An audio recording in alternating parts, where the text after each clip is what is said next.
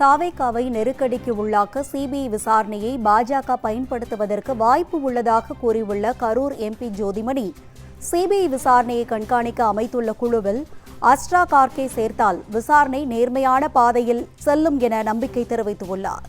கரூர் நாடாளுமன்ற உறுப்பினராகவும் சரி, கரூரில் இருக்கிற மக்களில் ஒருத்தராகவும் சரி, அது நியாயம் கிடைக்கும். இன்றைக்கி உச்சநீதிமன்றத்திற்கு வழக்கு போனப்புறம் உச்சநீதிமன்றம் சிபிஐ விசாரணைக்கு உத்தரவிட்டிருக்காங்க. பொதுவாகவே சிபிஐயோட ட்ராக் ரெக்கார்டு பார்த்தீங்கன்னா, பொதுவாகவே பாஜக ஆட்சிக்கு வந்ததுக்கப்புறம் சிபிஐயாக இருந்தாலும் சரி, அமலாக்கத்துறையாக இருந்தாலும் சரி, வருமான வரித்துறையாக இருந்தாலும் சரி, வெறும் அரசியல் காரணங்களுக்காக மட்டுமே தான் அது பயன்படுத்தப்படுகிறது. இவங்க விசாரித்து ஒரு நியாயம் கூட இதுவரை கிடைக்கல. அந்த மாதிரி ஒரு சூழல் இருக்குது.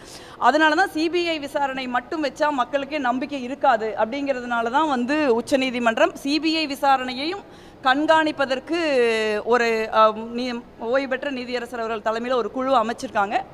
அந்த குழுவில் 2